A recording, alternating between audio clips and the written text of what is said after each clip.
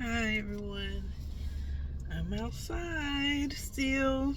Um Definitely about to go home though. Um I just left from getting me some food. I will show that shortly. Well, probably not shortly when you actually see it, but I'm definitely about to go home and enjoy my food that I got. Um Went to the doctor and I am a veteran, so I went to the VA clinic and um, got my blood pressure checked.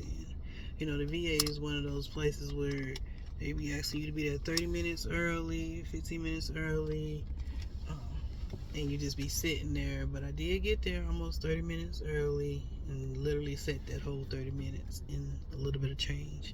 Um, but I think they seen my name and they knew. I had a few more minutes before I was about to leave because I was about to leave. Um, but I got back there and she was like, yeah, I was calling you. I was like, yes, ma'am, I know. I had already spoken to someone. I said, but I didn't really want anything. I was just about to cancel my appointment. That's it. She was like, yeah, I remember the last time. She said, I assumed that you probably didn't want to come in here. And I said, yep, you're absolutely, absolutely right. I said, I just, want to make sure I stay on top of what I'm supposed to be doing and make sure I take care of myself and I'm ready to go home. Then I want to go home. And she was like, okay. Checked my blood pressure. My blood pressure was 175 over 146. And she said, ooh. She said, let me see what your blood pressure was like. Because it was 2 months ago. I know this is a follow-up appointment. Because again, I was taking blood pressure medicine, but they took me off the blood pressure medicine during my pregnancy. So basically, they just wanted to see if they want to see if I needed to be back on it. So that was high. And she went and checked. She said, well, your last time you came in here, it was pretty high too. She said, but actually, this is higher. I say, okay. She said, well, don't worry about it. You know how the nurses, write the things. She said, we're not even going to note that, scratch that out, because that couldn't be right. We're not going to put that. Took it again, and it was 146 over 88. And she said, well, that's better. She said, because, of course, I was sitting there trying to breathe because I broke down, right? Got in there and I was trying. I did good. I did better than the last time. Last time I completely broke down in front of everybody. This time, at least I broke down when I got called to the back. But the nurse that has known me for a while. So she's like, calm down, take your few breaths. I'm about to go see your doctor and just see what she thinks about this. And I tell her, well, no, I don't tell her about no medication. Like I don't want to take no more medication. I don't. And she's looking at me. She's like, well, if you need it. And I was like, yes, I understand, but I want to try other ways if possible. If it is something that is an issue, I said, but I really don't want to take any more medication. She said, okay, we're going to take this blood pressure one more time. And I said, okay. And took the blood pressure again. It was 128 over 33, I believe. And she was like, now this is much better. And I was like, yes. I said, my blood pressure, probably has been high the past few times I came here because I'm upset. When you break down like that and like that makes your heart, race. Just throws everything off. And I was like, I'm fine. I don't have any headaches. I said it's just very traumatic coming in here. As soon as I come in here, I start to just hyperventilate. And I'm literally the whole time in the appointment, like just praying, God, please let this blood pressure come down. God, please focus me, give me the peace that I need right now.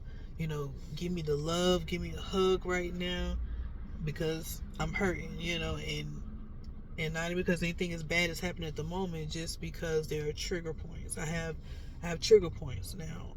Well, Ben had trigger points, but trigger points that have never been an issue. So that's that. And so she was like, give me a hug. She was like, I really don't even know what to tell you. She's like, because I just can't imagine.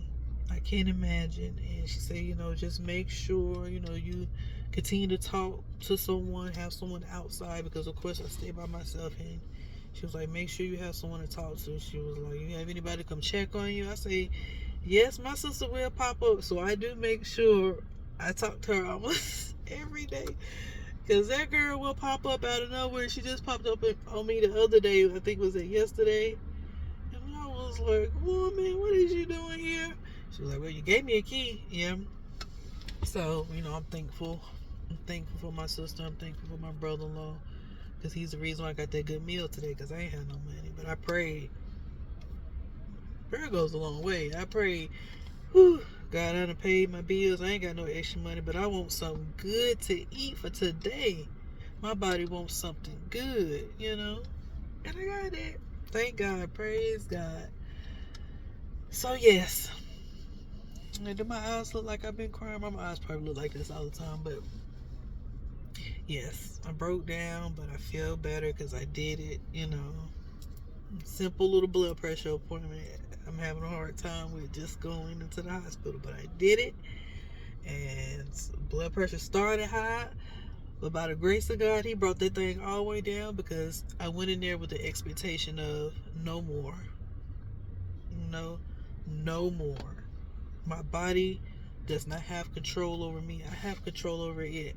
I need to start guarding my mind. I need to start believing that the power is within me, because the Holy Spirit lives within me, and I need to move in that authority. I need to move in that power. I need to acknowledge. I need to speak out. I need to rebuke. All those things. And I just thank God for this day.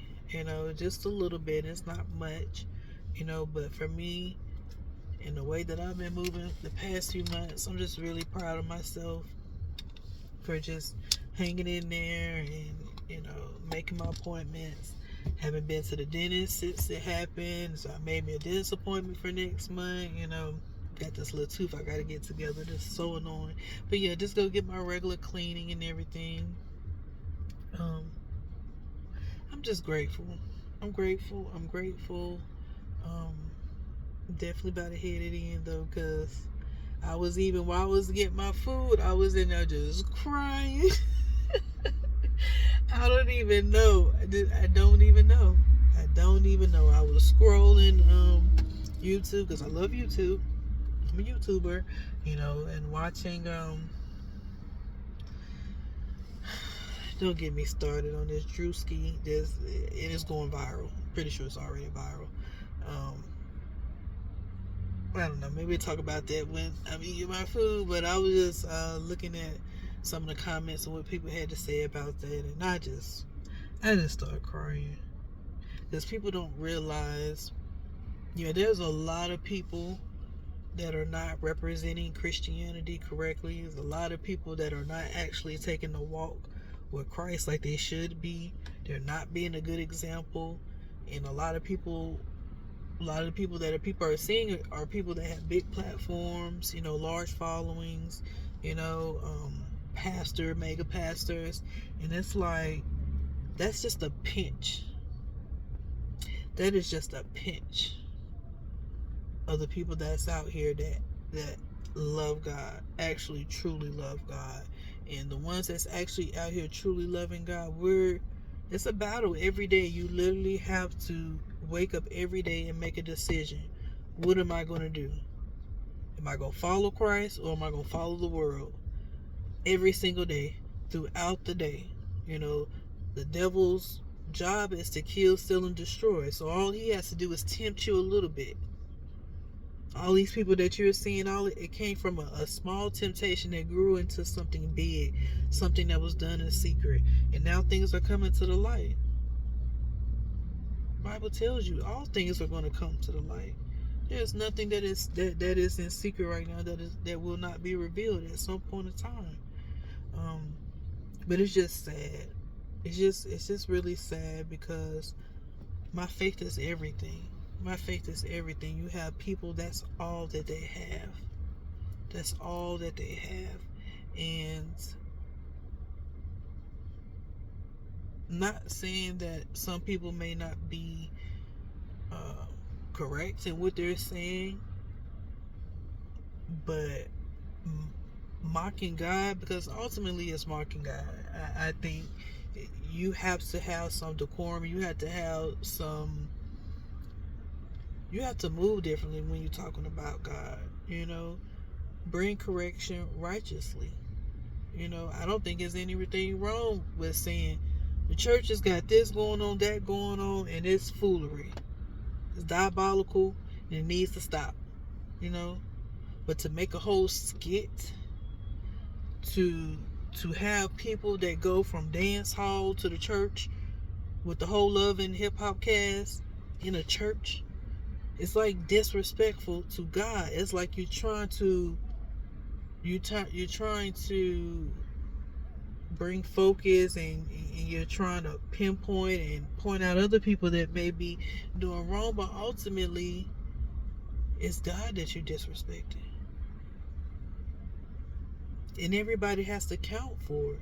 And sometimes you really have to be careful in just mocking other people and their sins, and know that wrath can go upon you as well, just because you're doing what you're doing. Not the fact that you're lying about it, but just how you're going about it.